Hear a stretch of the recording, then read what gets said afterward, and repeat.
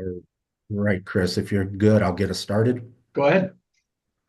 All right, great to see everyone and thanks for attending.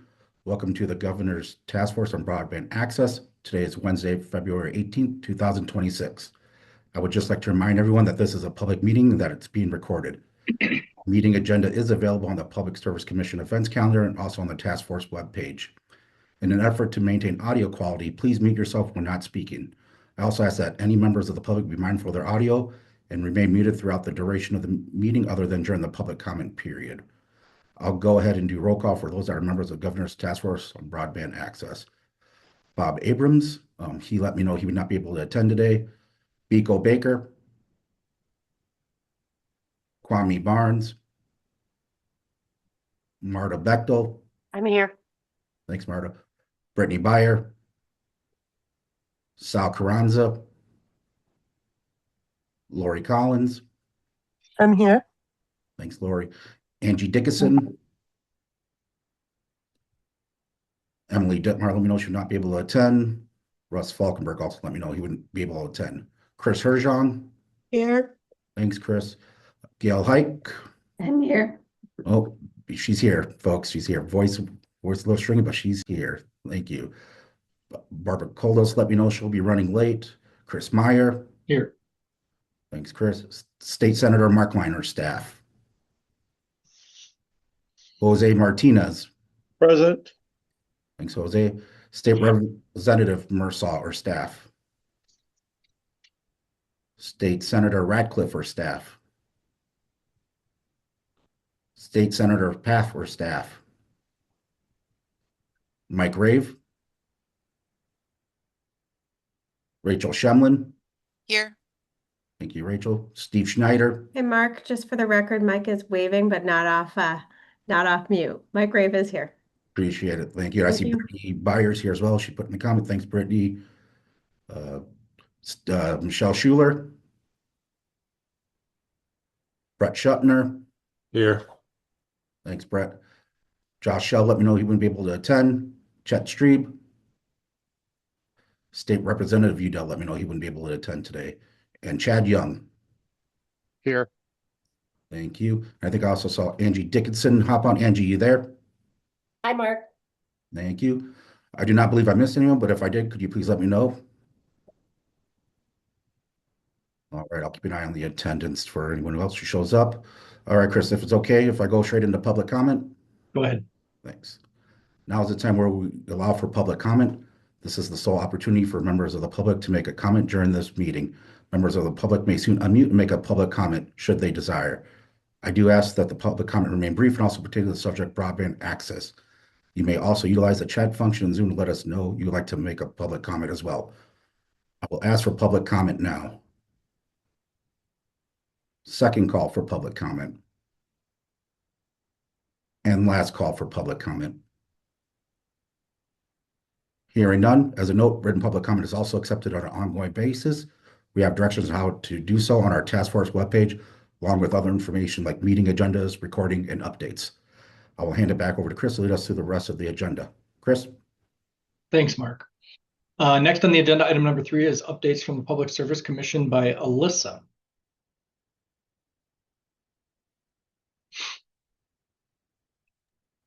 Thanks. Hi, everybody. Oh, we are going to have slides. Wonderful. Um, I'll let Matt get situated. Um, no pressure, right? Okay, Matt, you want to go to the next slide?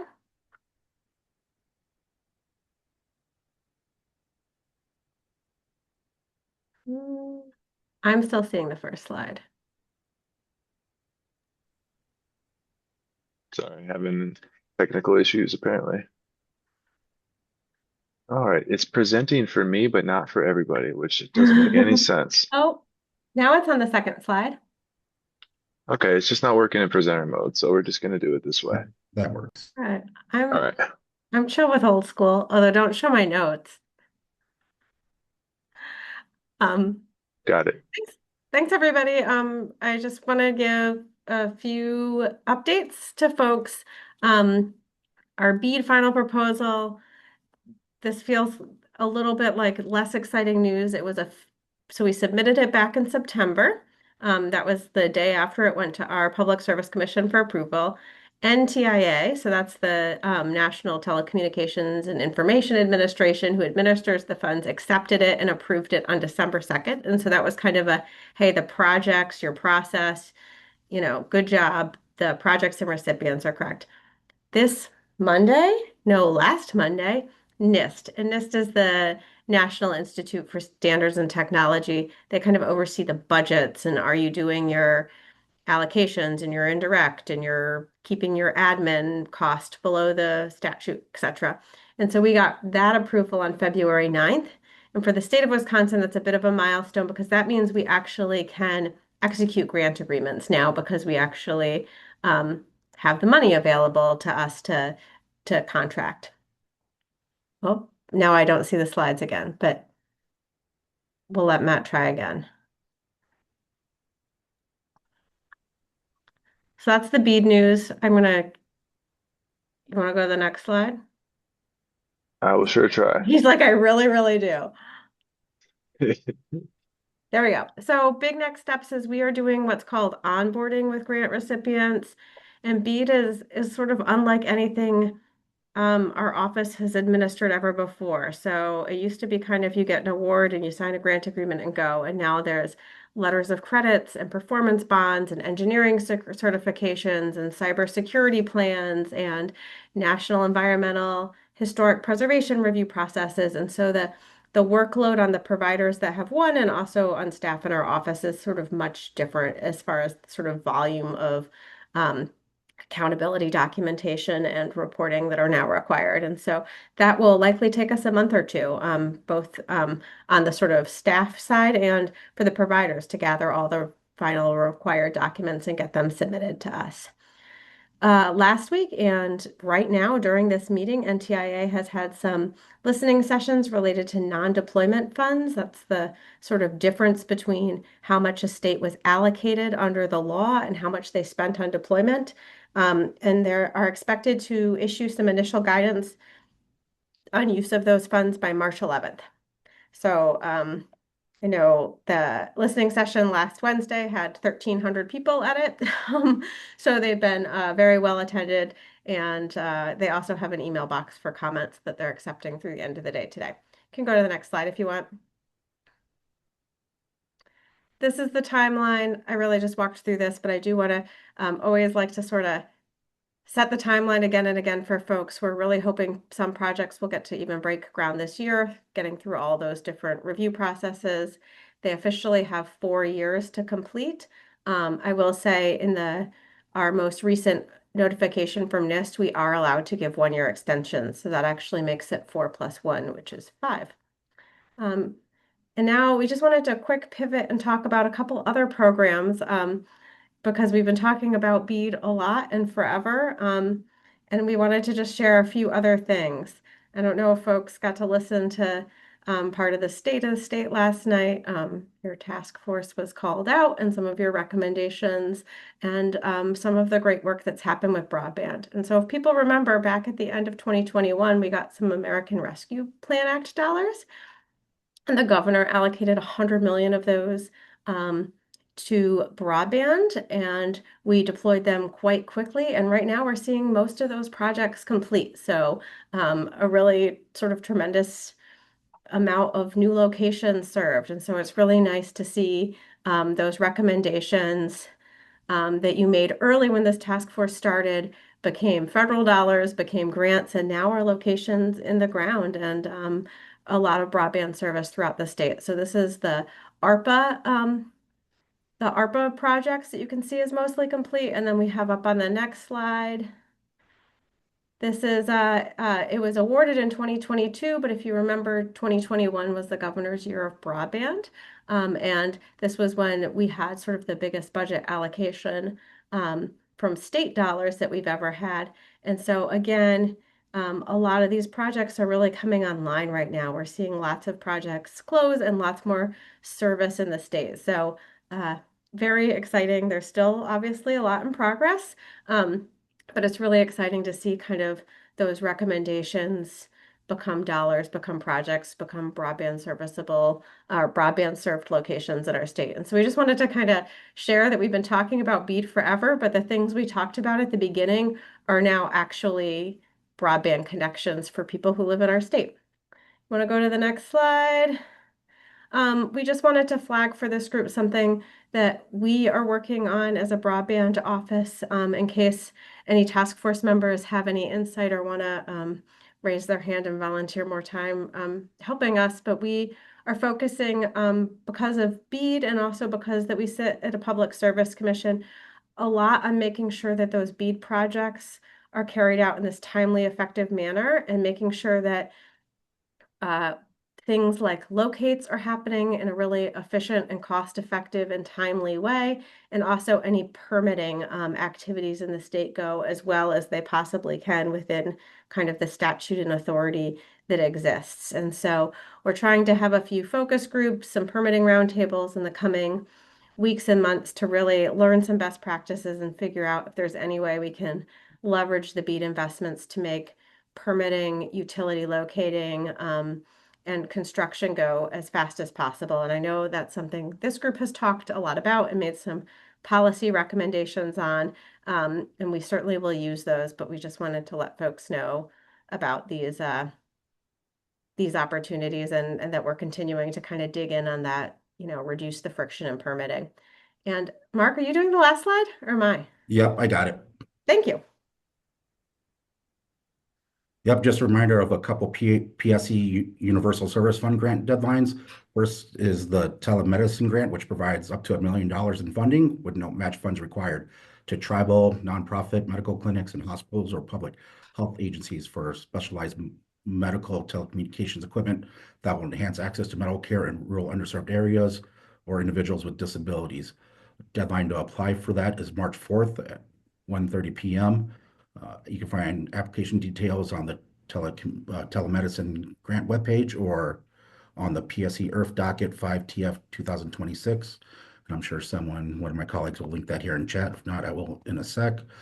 Also open is the Lifeline Outreach Grant, which provides up to $250,000 in available funds with no matching funds required for nonprofits and community agencies, higher education institutions, and local and tribal governments and other eligible entities to increase participation in the Lifeline program, which again, reminder to folks that the Lifeline program offers discounted phone and internet service for low-income households. And deadline to apply for that is March 11th at 1:30 p.m. And application details are on the Lifeline Outreach Grant Program webpage and on the IRF docket 5 LLG 2026. We'll also get those links in the chat. And finally, for those two grants, we'll be holding virtual office hours next Monday on the 23rd from 12 p.m. to 1 p.m. to answer any questions about the grants or application process. Registration in advance is required, and we'll get that linked in the chat for folks that are interested.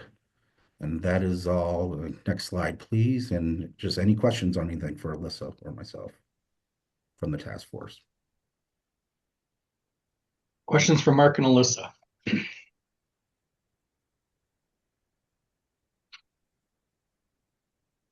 You must have covered everything, Mark and Thank Alyssa. you. I have a question. Oh, I spoke too soon. Go ahead.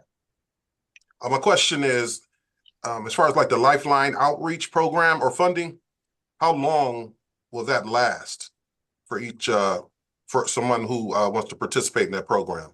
I know it starts or it ends. The application process ends on March 11th, but how long does that person or people get to, I guess, continue to have the discount? Yeah. So for like an eligible household, they get the discount as long as they're eligible. They have to recertify every year, but as long as they stay at that 135% or lower of federal poverty or participation in a federally qualifying program like SNAP, they can keep Lifeline for, as long as they want or as long as they're qualified. They do have to recertify each year. And then for the grant, which is really to help a nonprofit or some intermediary get more people to understand Lifeline, find the right Lifeline thing for them and actually make use of the benefit, that's a 1-year grant. And so that might go to like an organization that is helping people re-entering out of the correctional facilities get phones, or we funded a program a couple of years ago, supporting some of the United Way 211 centers, having sort of some enhanced people who help with the lifeline. And so that funding is for a year. So if you get a grant to do the outreach, it's 1 year. If you're getting the benefit, it's for as many years as you are eligible as a household. Does that answer you, Kwame? Yes, it does. Thank you. Thank you. Any other questions? Great clarifying question. All right. Thank you, Alyssa and Mark. Moving on our agenda, we have 30 minutes scheduled for a presentation, and we have some guests with us today. We have Kirsten Frombom, Senior Executive Analyst, County Health Rankings and Roadmaps from the University of Wisconsin Population Health Institute. And joining her today is Jessica Rubenstein, also a Senior Evidence Analyst from the County Health Rankings and Roadmap team. And she's here to assist Kirsten with the presentation and questions and answers on a topic that's near and dear to me, telehealth. Kirsten? Thanks, Chris. The slides look good from my end. Can you hear me still? Great. So again, I'm Kirsten, and my colleague Jessica is able to answer questions in the chat and help with the Q&A at the end. And we're both at the Population Health Institute, County Health Rankings and Roadmaps. You can go to the next slide. Thanks. So today I'll just present on the history of telemedicine and some relevant policy, some of telemedicine's known benefits and connections to broadband, and talk about some barriers to both, and then close with resources that are relevant, hopefully, to Wisconsin. You can go to the next slide. Thanks. So just to start, the basic definition for telemedicine that we've used in our work is that it uses information communication technologies to provide service between patients and providers and between providers. That would be for video or telephone only, either in real time or asynchronously. And then telehealth is usually defined broader, but they can be used interchangeably. So you might need to look at the details, for example, in a study. You can go to the next slide. Thanks. And then I'll just start with this history and policy section. You can go to the next slide. Thanks. So telemedicine and telehealth are older concepts, maybe dating to ancient Greece. That's something I turned up recently in an update that we're working on. But interesting, in 1879, there was discussion in the medical journal, The Lancet, that the telephone might be used to reduce unnecessary hospital visits. And then as telemedicine developed further, the initial focus was on acute conditions and traumatic injury and connecting clinicians in emergency departments with specialists elsewhere. And then there's also historically been focus on populations with barriers to accessing care, such as rural populations, folks in the military, and individuals that are incarcerated. So following the timeline prior to the public health emergency with COVID-19, use was increasing for telemedicine, but it was still a really tiny proportion of overall care, especially video calls. Estimates from 2018 are about 7 million patients in the US were using it, but demand was increasing. And then other numbers suggest around 50% of acute hospitals were using it in some form, primarily the VA health system, academic medical centers, and then some providers offered it as a service folks could pay for. And then with the public health emergency in 2020, we saw a dramatic increase in use. And now there are many, many subspecialties, and I've listed a few at the bottom of the slide. And you can go to the next one. Super. So after the public health emergency, we had been working with an expert who summarized some of the other important developments for us. So telehealth acceptance is now much higher for both patients and providers. Many rural hospitals and communities are still interested in using telehealth to help address healthcare shortages, particularly for specialties. And then there was concern that telemedicine would cause people to overuse healthcare, but it doesn't appear that this is happening. So there's not been a spike in costs. And then lastly, there's strong evidence that it can reduce existing health disparities, although also arguments that disparities in use can be problematic. So for example, telemedicine appears to address patient concerns about stigma or privacy in accessing some medication or care. We know this from studies looking at HIV prevention medication prescribing, hepatitis C treatment, and substance use treatment, for example. On the other hand, whether it reduces disparities is tied to conditions in communities. So for example, at least one study has shown that living in a neighborhood with low broadband adoption was associated with significantly lower likelihood of using telehealth. And you can go to the next slide. Thanks. And then I just wanted to point out and make sure that I answer why broadband access and adoption are key to telehealth services. So the World Health Organization has named these key elements to telehealth and telemedicine delivery. So we can see that internet service really supports internet service that supports quality telemedicine experience is part of what we need to support clinicians. So providing this clinical support, connecting people, and then improving health outcomes. So it's key to these goals. And then if you can go to the next slide, thanks. And then also important is delivery of patient-centered care. So broadband or high-speed internet in general supports delivering this care. Our work finds that for many conditions, telemedicine is comparable to in-person care. And on top of that, there are advantages like convenience, cost savings on travel, and then reduced negative environmental impacts. Next slide. Thanks. So looking at some current policy, and Alyssa went over a bit of this, I'll just highlight what we found to be significant. Super, thank you. So, of course, the Universal Service Fund's continued existence as of 2025 because it provides subsidies in lower income and rural areas, also supports equity in telehealth access and use. So any threats or enhancements to this fund also impact on the telehealth and broadband connection efforts in Wisconsin, including those by the PSC. And then, of course, a big setback was the cancellation of the DEA grants. And then the changes to BEAD have been something to watch.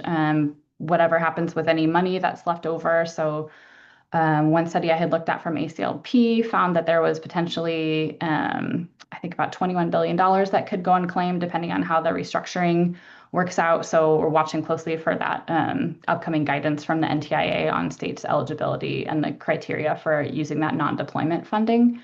And then I'll also note that states are still required under the BEAD to look at how broadband access expansion affects these economic and social outcomes that relate to health, so that connection's being preserved even with the restructuring. And if I've misstated anything there, Alyssa, please just jump in and let me know at the end. And then I will also note that currently more than half of states have a broadband task force or a similar authority, and whether these are sustained is going to likely impact grant applications or other work that connects telehealth and broadband. And then the Medicare flexibilities that were extended through December of 2027 have an impact. So telehealth services can be provided by all eligible Medicare providers through the state, and federally qualified health centers and rural health centers can now serve or are confirmed basically to continue serving as Medicare distance site providers, which is important because it has reduced some uncertainty in the status and in their status and maybe hesitancy to invest in or offer telehealth, things that might have been slowing the rollout. And then audio-only services for Medicare can be delivered for non-behavioral and mental health. So some useful confirmations from that decision. You can go to the next slide. Super. And this is just on benefits. We can go to the next one as well. Thank you so much. So from telemedicine, how do we benefit? So we see in the evidence that telemedicine improves a variety of health outcomes, including asthma, diabetes, heart failure, COPD, and hypertension. And it can lower mortality among these patient groups as effectively as standard care. There's also evidence it's effective for telerehabilitation and telemonitoring. So for example, blood glucose monitoring during pregnancy. It can increase medication adherence and appears to treat mental health and substance use issues as effectively as traditional methods. And there's a lot more on the mental health components in our telemental health services strategy, which I'll go through the location in just a moment. And then both telemedicine and telemental health services appear to be cost effective once the technology is in place. And then since COVID, there are, of course, lots of new studies coming out demonstrating the benefits of expanding access, which suggests it's more important than ever for communities to have reliable internet. So I'll just note that the screenshots that you can see are from the What Works for Health database, which is on the County Health Rankings and Roadmaps website. So it's a database of strategies to help communities identify and meet their health priorities. And so these two strategies are there with more details, and we'll share links to those and related ones. You can go to the next slide. Thanks. So here I've just sampled some studies connecting broadband and telemedicine from our work. We don't always see studies that connect them directly or try to look at causal relationships, but here's a few that looked at associative relationships. So broadband access is associated with increased telemedicine use in rural counties. Expansion of broadband is associated with modest improvements to health outcomes. And then on the converse side, limited neighborhood access to broadband is associated with lower use of hospital patient portals in an urban study. So these are just some examples that connect them. And then more studies tend to look at broadband access and adoption with other determinants of health. So access and adoption, particularly with high-speed broadband, there's a lot of studies suggesting positive effects on labor market participation. I know you had a recent speaker on that, I think, and larger effects for rural areas there, including through telework. And then these gains for income and employment can, of course, positively affect health outcomes. And then broadband also increases access to services that promote health. So among these, distance education, job searching, unemployment filing, et cetera, beyond telemedicine. And for these reasons, it's considered a super determinant of health. And in summary, basically, disparities in access to broadband exacerbate economic, social, education, and health inequalities. And areas with access in general see gains. So the evidence is becoming more and more clear. You can go ahead to the next slide. Thanks. And so this is just to show you the suite of strategies we have on the What Works for Health database that talk more about this. And there's a link there to the database, and you can search by keyword or you can search by topic area. And Jessica and I can certainly connect you to those resources if you have any issue finding them. You can go to the next slide. Perfect. Thanks, Chris. And then so I'll move into the barriers and demographic details section here. Perfect. So it's becoming more widespread that broadband implementation considers kind of the three A's, access, affordability, and adoption together. And in our work, this is understood as this means multi-component initiatives connecting people with discounted internet, providing education and tech support, and working to ensure that people have what they need to really meaningfully use the internet, whether that's business, telemedicine, or so forth. But thinking about those things together and the fact that we're seeing more of that is a really good indicator. Barriers to internet access and use have also historically been barriers to telemedicine access and use, so there's a lot of overlap. And in our evidence syntheses, some examples that we find are telemedicine utilization is lower among patients in rural areas, those with lower incomes and with disabilities, and often among older patients.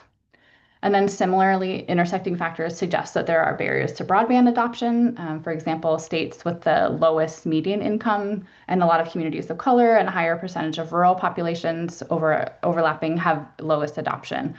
And that's from 2020. So it's possible these things are also shifting kind of in real time post the public health emergency. But I'll just note that the communities that have been disinvested and experienced historic and current discrimination and structural racism have also experienced underservice with internet and healthcare, including telemedicine. And that's still being borne out in studies. So for broadband, recent studies suggest that income appears to affect access more than geography, with households earning lower incomes having lower adoption rates compared to state averages. And this has been true historically in Wisconsin as well. And then legislative barriers are also really significant, or can be. These can make healthcare providers reluctant to invest in broadband and/or telemedicine. So, for example, the rural health center is waiting for confirmation that they can serve as telemedicine sites. And restrictions on telephone-only visits have historically been a barrier. So that's important since we see a higher percentage of telephone-only medicine visits with reduced broadband access or quality.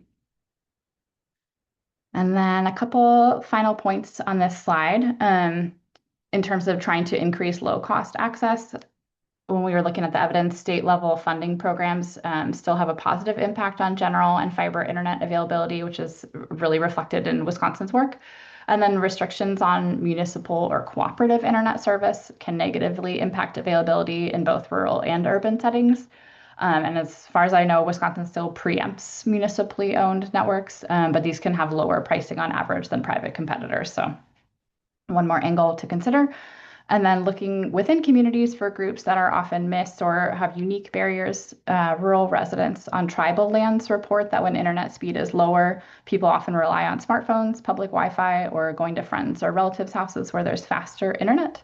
And then seasonal farm workers are another group. Business owners have decided, according to one study, that infrastructure can be too expensive to install. And so, as a short-term gap measure, hotspots and education use can improve access to reliable internet, but that's another group that can kind of be missed. And you can go to the next slide. Thanks. So we are updating our work this year. So I hope that what I'm offering is not too out of date. I've certainly done a recent look at evidence as well, but looking at some things that are a little fresher off the press. There's a recent study from 2024 of Medicaid beneficiaries in Wisconsin, which found telehealth helped maintain access to primary care during the public health emergency. And there was some increased telehealth uptake among those with less education and lower incomes, with greater use of audio only. What the study suggested is that telehealth expansion alone will not close race and ethnicity gaps in the receipt of primary care. And the differences that we typically see by sex, geography, age, and income have persisted among those with high-speed internet. So internet access alone is not the magic bullet, which I don't think is news to anyone on this call, but I think it's interesting that it continues to be a point of work. And then I have on the next slide an article about an audio-only Wisconsin provider experience. If anyone hasn't seen it, I thought it had some good insights. And then this other BOTUS 2026 study, oh, sorry, if you can go back one, thanks, is of Medicaid patients who are pregnant. So prior to the COVID-19 emergency, there was pretty low use of telehealth and telemedicine for prenatal care. And what they found in this study is that it increased a lot in both rural and urban settings. During and post pandemic, and that use has been sustained, including among rural patients. So this is important because if states reduce Medicaid provider reimbursement in relation to concerns about federal budget cuts, this could really affect telehealth use rates in rural areas where there are already fewer Medicaid accepting providers. And then finally, this cruise study from 2025 is focused on the VA system. And looking at improving access for veterans to high-speed internet, as well as devices and education on the technology. They also look at loaning devices for remote health monitoring and setting up locations for vets outside their homes to have access to telehealth appointments, which is an area that Wisconsin has been engaged in. So there's a lot of good detail in that overview study as well. So those are the kinds of things that we'll pull increasingly into our work that'll be updated on the website this year. But if anybody has questions about the details of those studies, I'm happy to share them. You can go ahead to the next slide. Thanks. Yeah, so I just wanted to make sure I passed this on. It's not super recent. It's from a couple of years ago, but it had really good insights from a provider in Wisconsin about patients who prefer audio-only telemedicine visits and some of the advantages, disadvantages. So maybe of interest is that there's increased convenience, but youth patients might be less able to participate in their care. So if they're not the one making the audio visit call. And you can go to the next slide. Thanks. Super. And then just to wrap up this section, so this data has changed quite a bit, but including with the expansion of broadband in Wisconsin, and the task force's own reports are a really good place to look for numbers. So in Wisconsin, 88.6 of Wisconsin households and businesses currently have access to high-speed broadband of 100/20 as of December 2024. And Wisconsin's been really responsive to this kind of data, including around labor market effects with broadband expansion. The WEDC has a toolkit that we highlight, and with the guiding principles being affordability, accessibility, and adoptability. And then just noting again for rural settings that whether broadband access decreases disparities between rural communities really depends on the existing conditions in the communities and what speed is made available. And you can go to the next slide.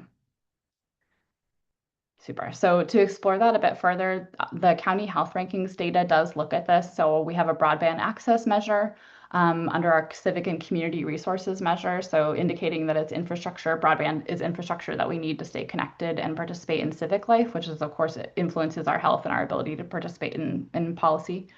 You can go to the next slide. Thanks.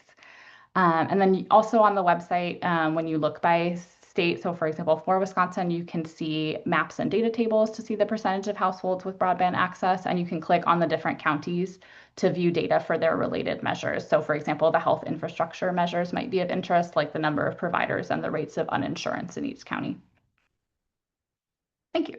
And then we come to this final section with some resources that relate to work in Wisconsin.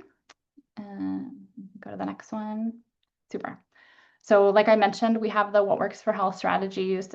These all have implementation sections. And on our national website, there's often resources that are applicable to Wisconsin or interesting comparative examples, but there's not necessarily always Wisconsin-specific ones. The old version of What Works for Health was a Wisconsin-focused resource, and we still maintain it. That's the Improving Wisconsin's Health website where you can find those. So if you are curious whether there's Wisconsin examples, you can always double check that website as well. And things that I was really pleased to see this when I was looking at the most recent report from the task force. So some of the examples that we've covered ourselves are also covered in your reporting. So it's good to see, I think, that we're sort of doing our due diligence there. For example, the Tribal Broadband Connectivity Program is a really important implementation example. And then the PSC's own grant programs that are funded by the Universal Service Fund that were mentioned on this call also relate to telemedicine and affordable broadband, the equipment grant program and the Lifeline Outreach grant program. And then I know that the UW Extension broadband team is well connected to this group, but they're one of the best for providing regular updates on funding opportunities and events. And they have upcoming free workshops beginning in April. I think the registration opens in March that are covering broadband access and improved health outcomes. And the link to that is just under their title on the slide. And then I have one more slide. Correct. So then the NTIA is operating the Tribal Broadband Connectivity Program that I mentioned. This is a $1 billion program to increase access on tribal lands that includes support for telehealth, distance learning, broadband affordability, and digital inclusion. And we've got a few more details about that on our website strategies. And then I'll just mention the Rural Health Transformation Program, the anticipated funding from that, and the Wisconsin application that's online is a good resource. If anyone's not reviewed it, it describes how investments in broadband are expanding telehealth opportunities and describes how rural Wisconsin providers and patients would like to expand telehealth to improve access to care, but facilities lack capital. And the application also has details about the players likely to be involved and the telehealth related plans for the funding. And so I'll just note a couple of interesting examples. The Wisconsin Department of Ag's Farmer Wellness Program is interested in offering vouchers for telehealth for counseling. There's some of the work on from the Veteran Services offices on private telehealth rooms, and then some other expansion of telehealth services, including teledentistry. Yeah, so that covers what I have to offer. I know there's a lot of expertise on this call, so I'm happy to share the Q&A if there's questions that come up. And Jessica and I both have our emails on this slide as well. Thanks very much. Thank you, Kirsten. Questions? That was a great presentation. What questions do we have for either Jessica or Kirsten?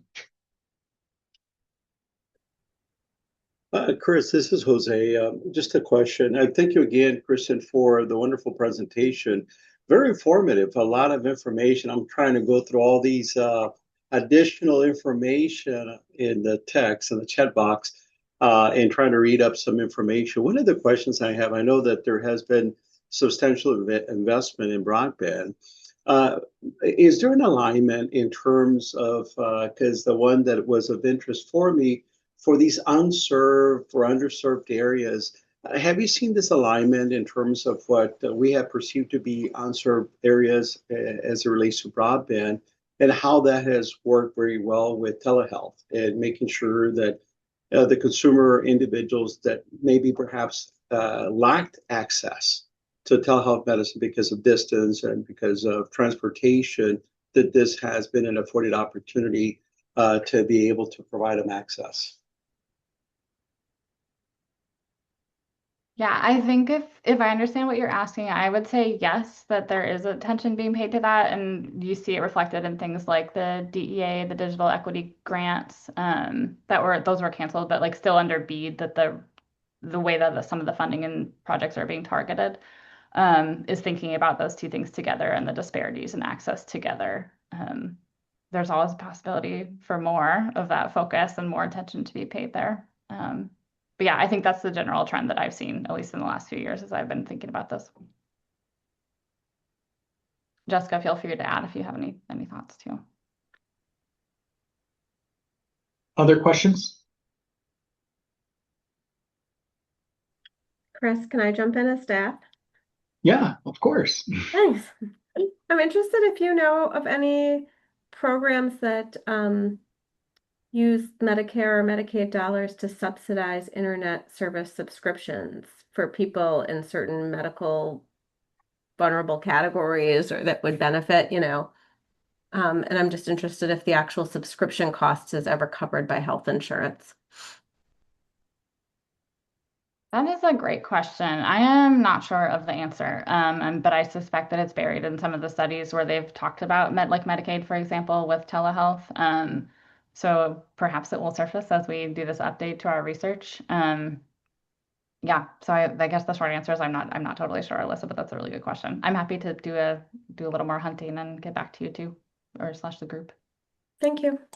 I do have a response to that for you, Alyssa. And I don't know current state because a lot has changed in the last 3 years, but there wasn't reimbursement directly for the purposes of paying for internet access. But the way that a lot of larger health systems got around that back before the pandemic and during the pandemic was for things like chronic illness monitoring. If you do remote patient monitoring, and you can be reimbursed $135 per month, and you can build the connectivity cost into the technology you're giving to the person, you're effectively getting reimbursed for it, but you're doing that by taking a little smaller cut of the margin from a profit standpoint. But so there wasn't anything before the pandemic or during the pandemic that I was aware of outside of the things we've offered through the state of Wisconsin. Thanks, Chris. Other questions? I have one, and I was really happy to hear at the beginning of your presentation you say something to the effect of telehealth adoption has continued to grow since the pandemic. And one of the concerns we had prior to the pandemic was a lack of parity between Medicaid at the state level and Medicare at the federal level for reimbursement of telehealth services. And I think it was Act 56 that was passed in 2019 that created that parity. So Medicaid in Wisconsin did cover all of the same codes that Medicare was covering for telehealth. And then the pandemic came and the PHE just opened up everything. One of the concerns we always had was that as that PHE ends, things like phone visits may be things that disappear, or at the very least, be reimbursed at a lower rate in order to discourage, for example, phone visits, which I think arguably are less high quality than a video visit or being seen in person. Have you seen that happen? Has there been a pullback in reimbursement for some of the phone visits or even the video visits over an office visit?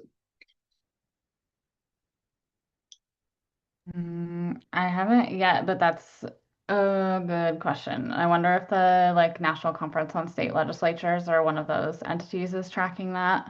Yeah, I've actually just seen articles suggesting it, like that you had said, predicting it to be a potential issue. Maybe anticipating that it might happen. Yeah. The biggest driver behind that was the fear that you also addressed, which was people are going to use it all the time, right? They're going to pick up the phone and call their doctor for every sniffle, overutilization. And it sounds like there is studies out there that said that has not occurred, which is great for the growth of telehealth. Yeah, agreed. Okay. Other questions from the committee or the task force? Sorry, thank you for letting me geek out a little bit and reflect back on my past. I just want to say that this is an interesting presentation, very informative. And I guess what surprised me the most was this was thought about in 1879. And that's kind of crazy to me, but it lets you know, it goes to say that, there's nothing new under the sun. And I'm just interested in knowing like right now we're in the thick of it, or we're in the thick of it, of using telemedicine. And I've been using it for the past 3 years or since the pandemic. And it's been an excellent resource for me. I didn't think it would be in the beginning because I missed the personal interaction between myself and the doctor. But you really it's really just an extension of being there while you're over the phone or in a Zoom call or whatever. So I really appreciate it. And I think it's just a nice resource. But again, just going back to 1879 and how this was thought of back then to 2026 is just crazy to me. But I love it. Yeah. And thank you for the presentation. It was great. Yeah, thanks for those words, Kwame. It was a great presentation. And I wanted to point out too, Kirsten, you had mentioned farmers and behavioral health in the same sense. I don't think you're necessarily tying them together, but that was something that was identified early during the pandemic that generally didn't go together. Farmers don't come in and walk into a building that says behavioral health to talk about their feelings. And telehealth opened a door to them where they could do that at their kitchen table. And we saw this influx of people who normally wouldn't consume behavioral health services in person suddenly being willing to do so virtually, which I think was another big win during the pandemic. This is awesome. Thank you guys for the presentation. Any last questions before we say goodbye? All right, Kirsten and Jessica, thank you very much for the update. We appreciate it. Thank you. Thank you. Appreciate it. Take care. Bye. Just for the task force members, don't worry. I'll send you all those links in an email. So don't worry about trying to download them all right now. I'll get them to you in email. Awesome. Thank you, Mark. Moving on, we're moving into a group discussion now, and we don't have our Jessica with us today because she had a prior commitment. So we've got Patrick Nearing from UW Extension, Brown and Kewaunee counties stepping in to help in Jessica's absence today. And we're going to be going into group discussions to talk about wrapping up our digital skills and sustained affordability discussions. And if time allows, that can be a challenge for us, but hopefully it allows, discussion on future-proofing infrastructure and oversight. Patrick. Thanks. So I'm going to share my screen then too.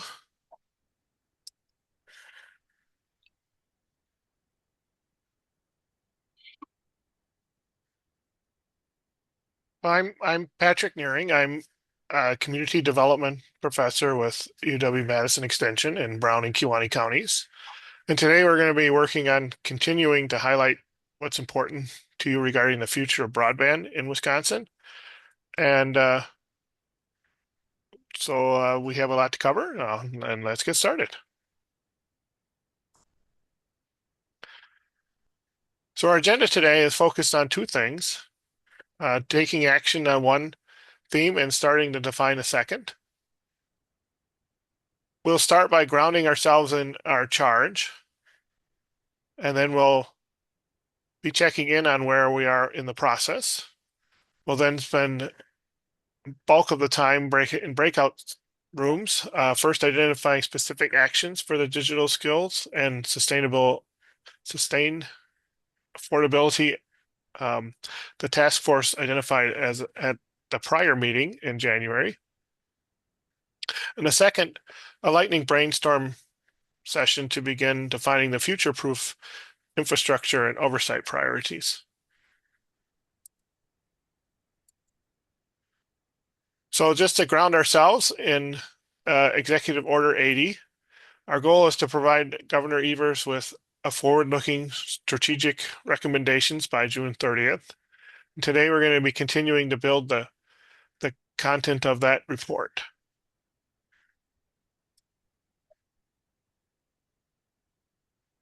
So here's the process we're in. We're in February. So we started out with defining the themes in January, and now we're continuing to work on that. Today we're going to be working on the actions for digital skills and affordability, and then begin defining our next theme, which will be future-proofing an infrastructure and oversight. In March and April, we'll continue this process and actionizing one theme and defining the next.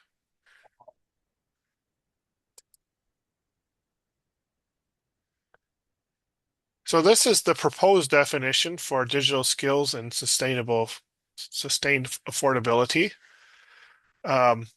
It's based on what was discussed at the previous meeting. So we'll check in on this definition. Jessica, who was mentioned earlier, took the notes from the discussion in January's meeting and created a draft definition based on those notes. And so it's the proposed definition is that digital skills and sustained affordability is the commitment to ensure every Wisconsin resident has both the technical ability and long-term financial means to use it. It's a two-part definition here because the title was also two parts. You'll see there's an and in the middle of the digital skills and sustained affordability. So looking at empowering residents by removing human barriers through training, including AI and cybersecurity, and local support like digital navigators and libraries. And the second part of that definition is ensuring that affordability is sustained through proactive oversight, legislative funding, and infrastructure capacity building. This includes creating mechanisms for future network upgrades so the cost of staying current doesn't become a new barrier to access.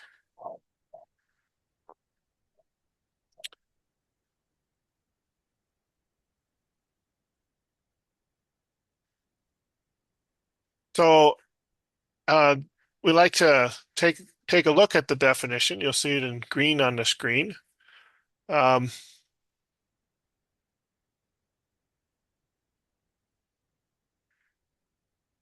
This is a two-part definition because of the some of the comments were more focused on digital skills, and some of the comments were focused on achieving a sustained affordability. On the bottom, you can see the screen. You can see the inputs that we had from January and what categories they were put into the definition.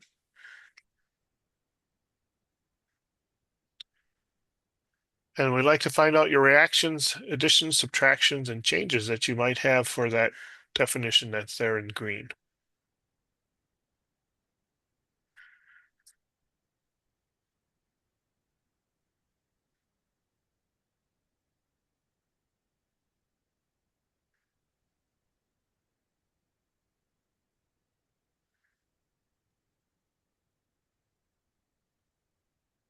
Don't worry, Patrick. If it's silent, that means must be a pretty good job of hitting the spots onto that definition.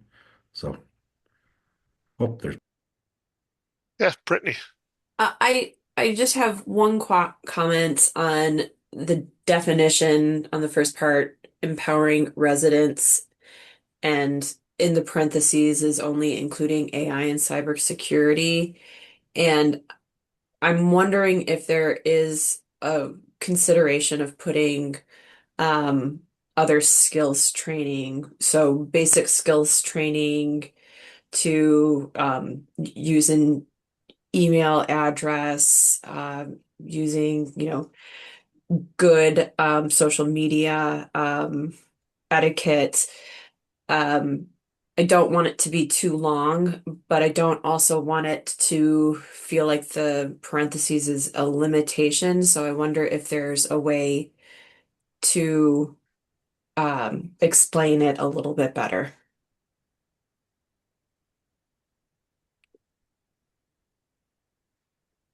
Would adding other skills cover that, or just adding that two-word phrase, or did you want to spell out some of those specific other skills that you referenced?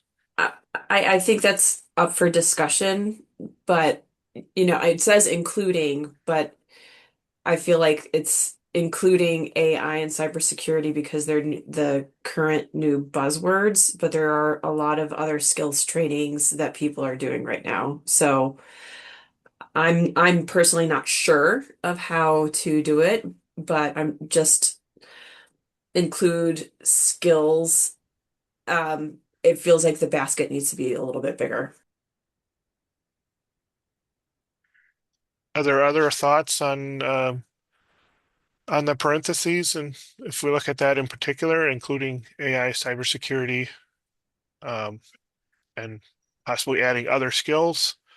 Is there specific other skills you'd like to see in that definition? Or do you want to? Hi, this is Mike. Yes, Michael. I do have, and I read that first part of the definition. I do have a couple of PowerPoint presentations. I can email it in after the fact, but I think I touch on one of these. I think I touch on that in one of my community engagement sessions that I did with residents in Jackson County. So Yep. I don't have a definitive answer for you or comments or suggestions. I'm pretty sure I have something. I'll just kick it over to you, but Yep, send it over to me, Mike. sounds good, Mark. The only thing I would add there, Patrick, is in agreement with what Brittany said. I think those are fine examples, and those are the things that we're probably most focused on today. But for a lot of users, it's very basic. Like I'm afraid to touch an iPad because I'm afraid the Russians are going to get all my bank information. And so just getting people comfortable with the technology, I think, is also one of those barriers that a lot of folks still have, especially in some of those areas that we haven't been able to impact as heavily with broadband expansion, the more rural and impoverished areas. Thank you, Chris. I was thinking about the applications because sometimes it's that familiarity with application in itself, in terms of them learning how to navigate. Those two items, AI and cybersecurity, of course, buzzwords, very important. But sometimes just them knowing how to navigate through the utilization of application, because I think understanding the application, I think, comes into retrospect, cybersecurity, how cybersecurity helps an individual, right? Secure their information, keep their information from landing somewhere else. But yes, in terms of how to be able to capture all that, I was thinking, I was just processing. I'm going like, well, I think that including other skills would be as covers that. And what would be those items that if we are going to include in parentheses, or maybe instead of saying including such as, and again, that's something wordsmithing that the team could be able to take care of. But yeah, I think it does capture the intent. And I would almost say those skills actually come before the AI and the cybersecurity, because if they don't have those other skills and aren't using it, they're not going to be dealing with the AI. Yeah, Gail, I'm thinking back to the program that was launched during that, forgive me, I forgot what the program was called, that we did up in Phillips. Connecting aging communities. Yeah, connecting in Manitowish Waters, I think it was, that they used the students at the high school Yep. to train the population who were interested. It was a really cool program. Brittany put in chat, including using email, online etiquette, accessing government documents from entry-level skills such as, and advanced skilling, including AI and cybersecurity, which I think Chris touched on. Yeah, I think for an awful lot of folks that are just getting engaged in the digital world, there are a lot of them yet. AI and cybersecurity is like way out there for them, right? Those are the words that scare them. Just being comfortable, getting over that inertia of not wanting to use technology and finding out how it can benefit them. Things change once people do that, once they have that nudge to get them to try it.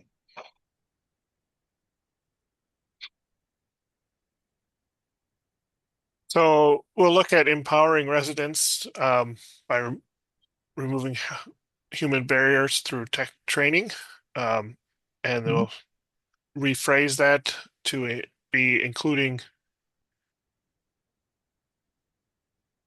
other skills such as comfort with technology, utilization of applications, AI and cybersecurity, and local support for digital navigators and libraries. Are there other thoughts on the definition, or changes, subtractions, additions?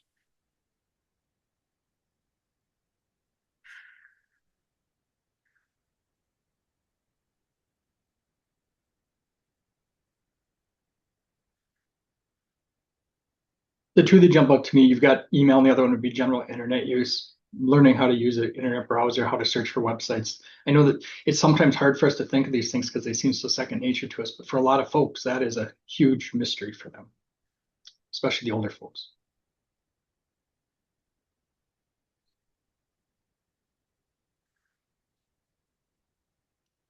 I learned that if you start by teaching them how to look at the price of antiques, you tend to overcome barriers very quickly, at least for the ones who like antiques. Thanks. So looking at the second part of that definition, ensuring affordability sustained through proactive oversight, legislative funding, infrastructure capacity planning. This includes creating mechanisms for future network upgrades, so the cost of staying current doesn't become new barrier to access. Are there thoughts on that part of the definition, or does it look good the way it is right now?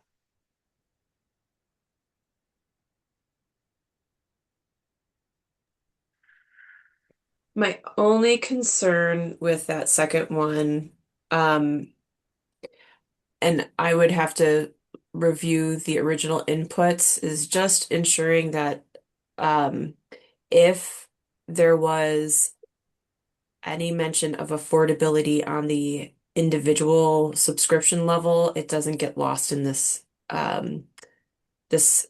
definition because it's very clear there's sustained affordability for ensuring network upgrades, but is there sustained affordability for the individual subscriptions as well? Really good call out. I assume that's what we're touching on with legislative funding, but I think it warrants being called as subsidies to make access affordable. That's a good call out.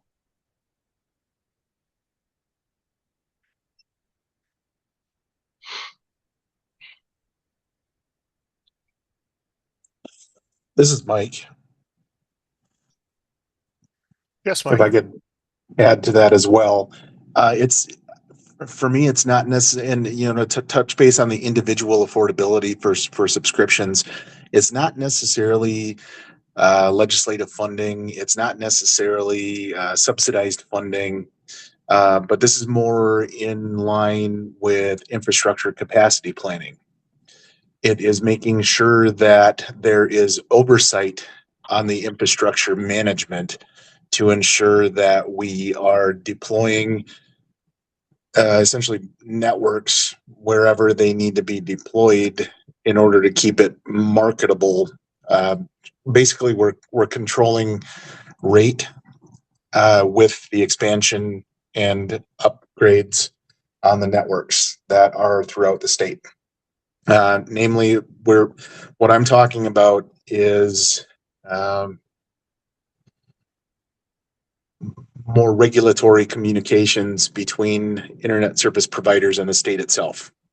Is it being equitably distributed in a manner that is controlling individual cost?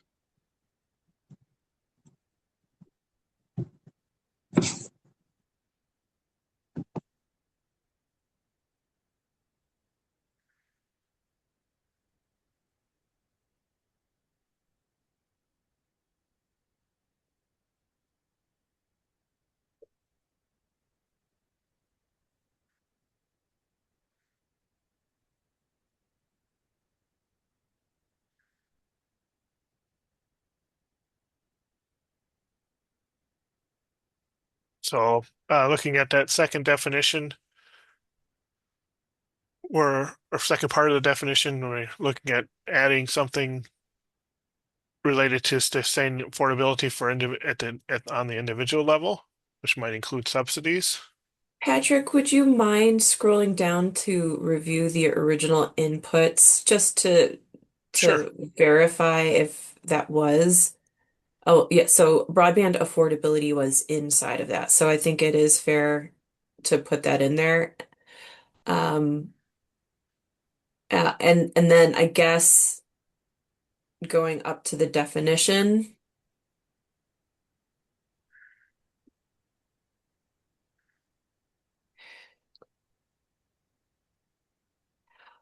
uh, s- uh, wordsmithing on the fly is not my thing. But this includes creating mechanisms for future network upgrades and sustained affordability programs for individuals, so the cost of staying current doesn't become a new barrier to access. I mean, they're like maybe switching those in order. I just think you can do an and either before future network upgrades and then putting before the and um in mechanisms for sustained affordability for individuals and or future network upgrades. Let's see if I've captured your thought here. This includes mechanisms for future network upgrades, so the cost of staying current doesn't become new Uh, barrier to access. You're looking at the and being you could mechanisms for, and you would start there. okay. And you would put mechanisms for ongoing affordability measures for individuals.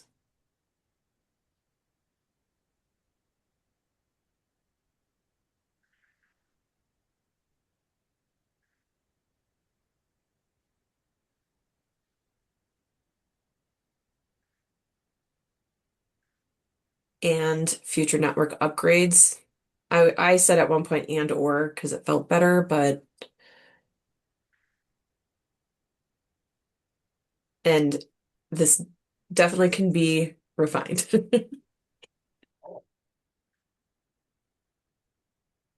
Appreciate it, Brittany. Thanks.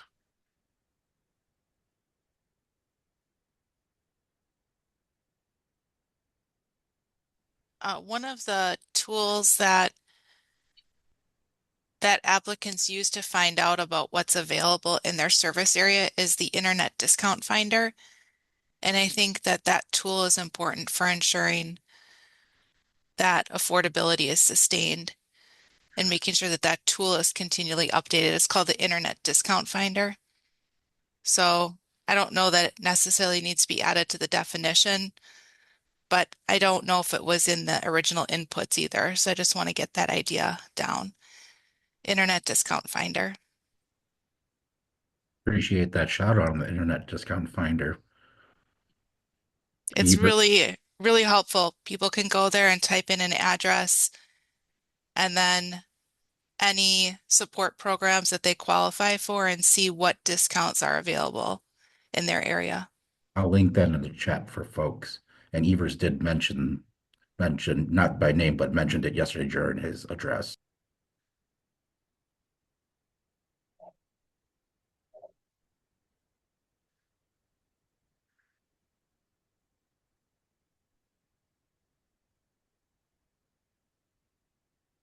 So Mark put that in the chat, and I'll make a note there that it's information and not for the definition.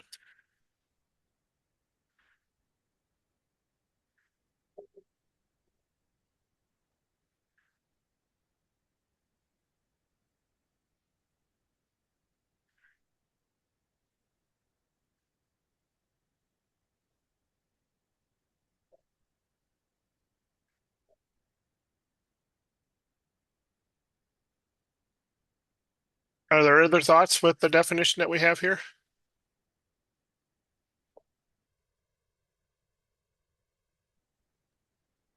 This Jose, I don't have any other thoughts. I think the wordsmithing and the added language suffices for me.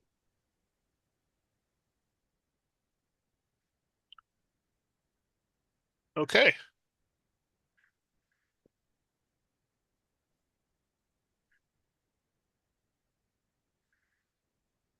So the next part of this, what we'll be doing today,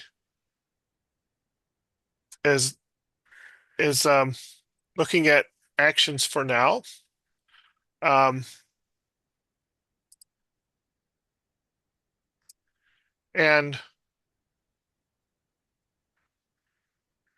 we'll be going into breakout rooms to take and look at this as part of our round. While we do that, I can wordsmith that definition a little bit further, and share that when we get back from the breakout rooms. With the additions that we have, we'll look at some actions for now and what are the 1 to 3 specific actions quick wins or policy adjustments that the state could do right now in the next 12 months to make a difference in this priority area? And who are the partners that must be involved to make this work? We have some worksheets that we'll be looking at in that breakout room. And we'll give you 12 minutes to review, to consider that in that breakout room, those 2 questions, and we'll come back and share the results of that, and also the adjusted definition. All right. I'm sending you guys in your breakout rooms here in 1 second. And there they go.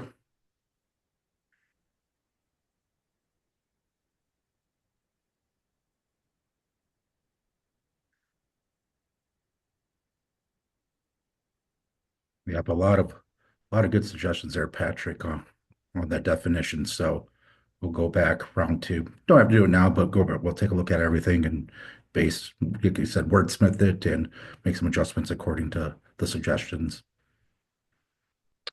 And are you keeping track of the time then? Yep. I got the time. I got the sessions. I can see who's talking. So if you just want to open room 1 or room 2, just start with the room and share your screen and open the room just to show Oh what yeah, they're I did stop sharing.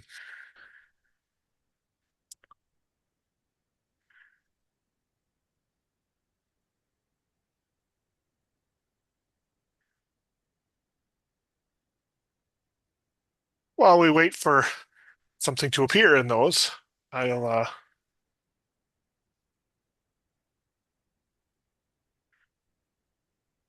take that edits we had for the definition. I think there was some. Yep, it'll be a few minutes. I see in the rooms facilitators are going through their introductions to go about those questions to get them thinking. So be a couple minutes. If you want to go back to definition suggestions, go back to that. Yeah. Yeah, I'll take a look at that, and Yeah. I think we had some That I haven't saved in my notes. ideas. Yeah. So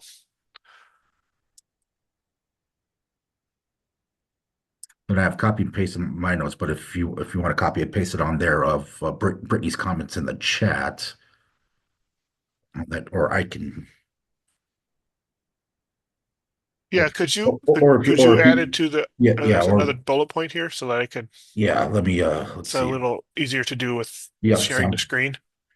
Yep, let me because I have that document open as well.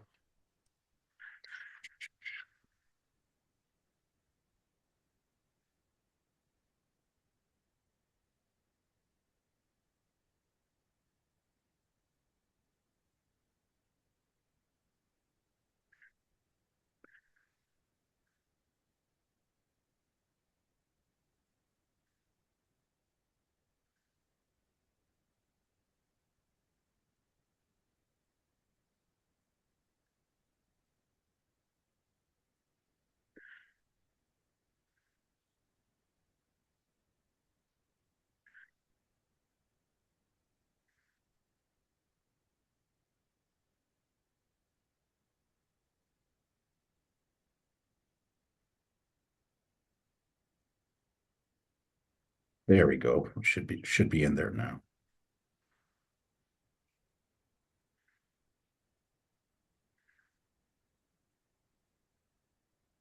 Is it? Where did you put it? I put it under uh,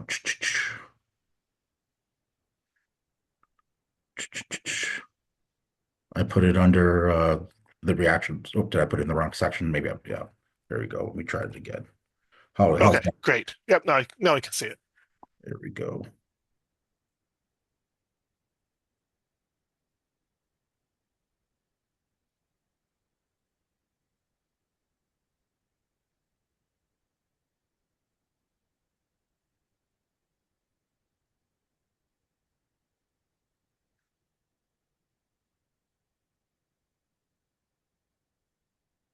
what these, by defining this, what this will do will help us in the discussions when we come to those, getting those recommendations. We'll have themes and come up with what those recommendations are for the themes.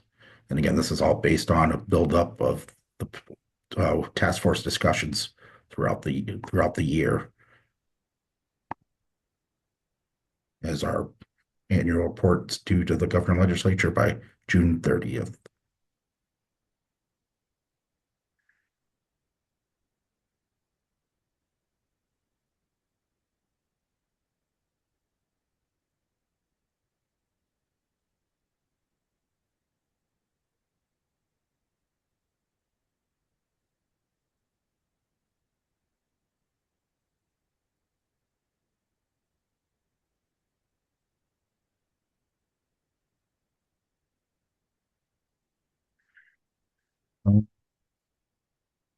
All right, I see some discussion going on in the rooms now. Do you, Yeah, I'll switch over to that yeah. in Let's just a second. And see what we got. See, room 2, Jose Martinez is talking. Michelle Schuler in room 3 is talking. And Brittany Bryant, room 4 is talking. Room 1 looks like they're thinking. Oh, there's Mike.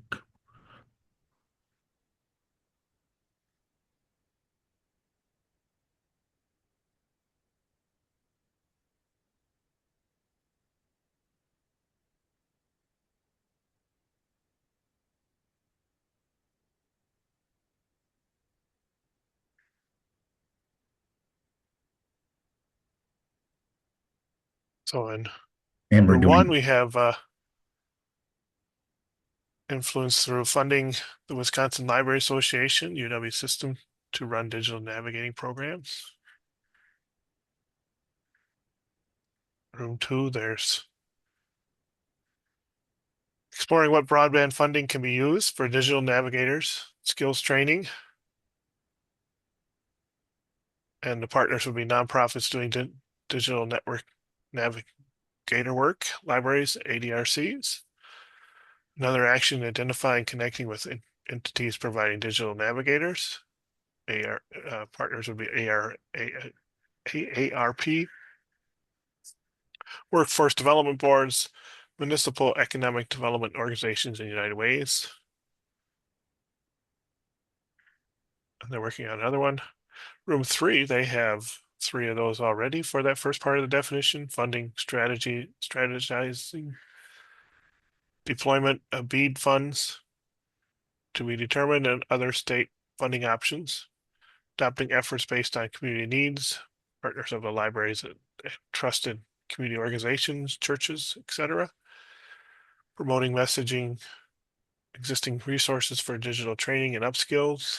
Partners will be the United Way, Generator, local libraries, Wisconsin Job Pods, Home Job Pod Wisconsin. That's a website, Home Job Pod Wisconsin.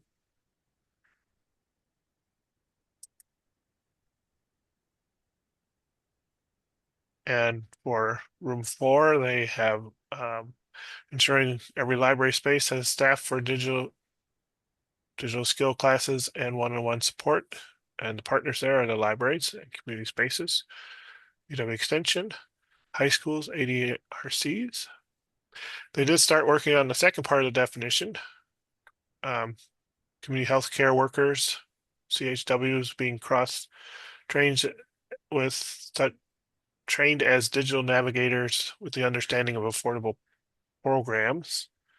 And the partners there would be community health care centers, hospitals, and workers, and FQHC networks.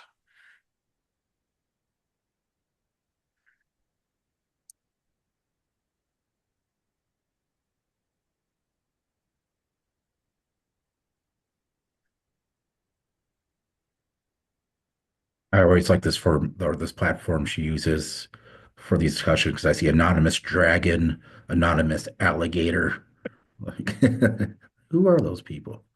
Yes.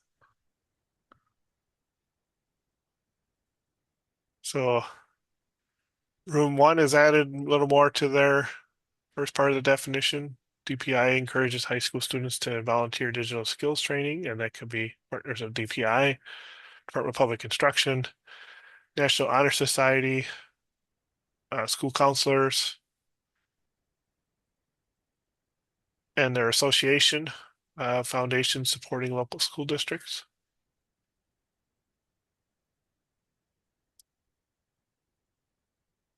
Room 2, highlight existing strategic partnerships, telling the story of what's been or being done.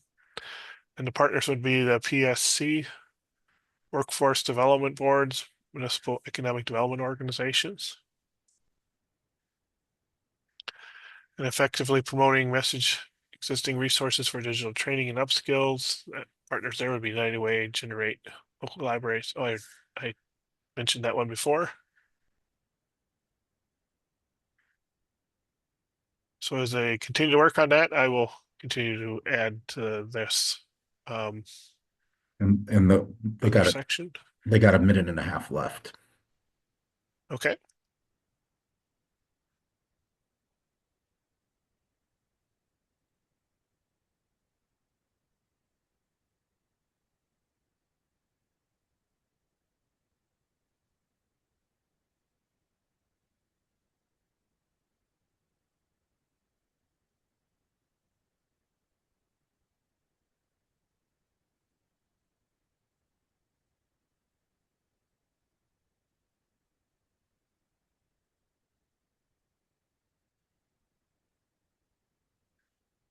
Under a minute now. Jose's talking in room 2, Gail in room 3, Brittany talking in room 4.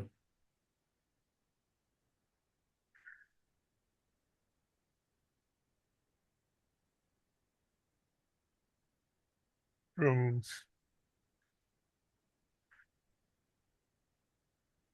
Seeing Newt in room 1, room 2 has now a part for definition. The second part of the definition of keep legislators engaged with the broadband work happening, utilization of resources being maximized, tell the story and impacts and highlight communities, municipalities, Better Business Bureau investments have paid dividends. I'm not And sure what here they, BB is. and here they come. 30 seconds. I got the 30-second warning, so we'll see what they wrap up or what they will report out on and see if they have anything else to add after when they report out. Sounds great. Did add a few changes to the definition that they were discussing, so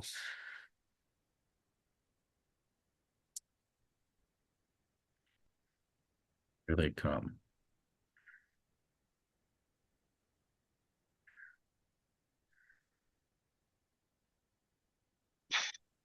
And then the facilitators usually do the report out unless someone else from the group does it.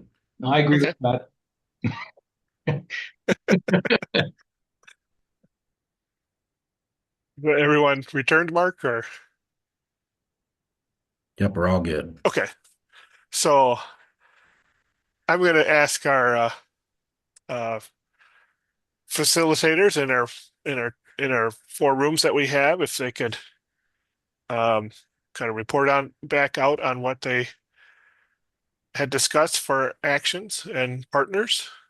I will put it up on the screen here as they go through it, and I'll just ask because it's the first one on there is room number 1.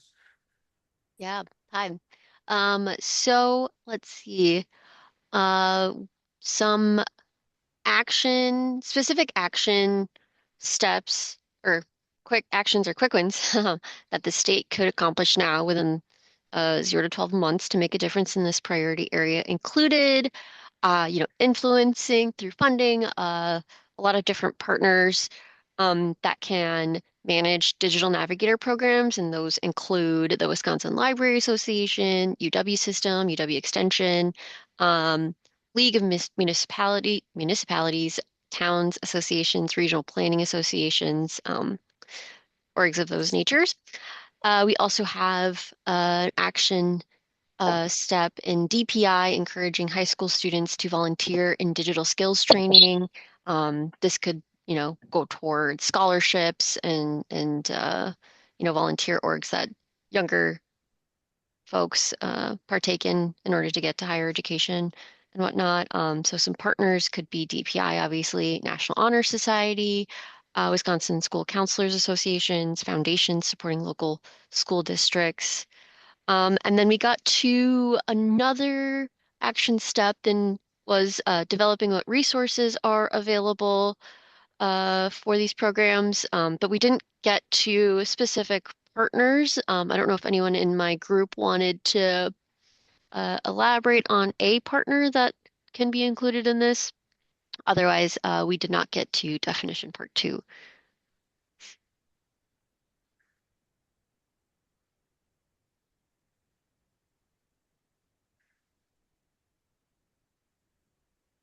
Not hearing any responses, so I think you might be leaving it there. I'll ask then room number 2 if you could report on what you had come up with. Certainly. So for the first part of the definition, we